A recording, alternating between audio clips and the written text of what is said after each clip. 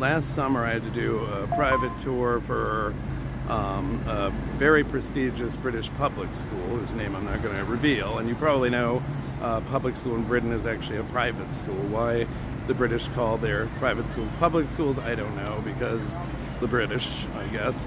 But they were an awesome group. There was the boys' football team, which is, of course, soccer over here.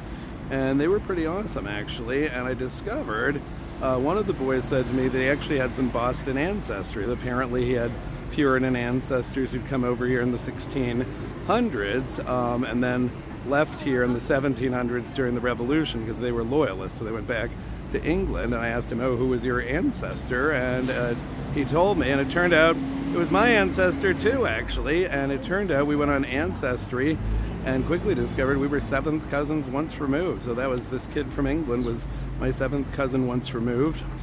We decided it would be fun to find the location of our ancestors' former home in Boston. We knew it wouldn't be standing, but it turned out it was quite close to the King's Chapel burial ground where they're buried, as we visited their graves. And actually today, our ancestors' home is a Dunkin' Donuts. This kid was also descended from Anne Hutchinson, the Puritan woman who actually, well, she wasn't really a Puritan. She got banished from Boston by the Puritans for her views on women's equality and religious freedom, which were, of course, two things Puritans didn't have much use for. And he was also directly descended from Thomas Hutchinson, the last royal governor of Massachusetts before the British, before the Revolution started.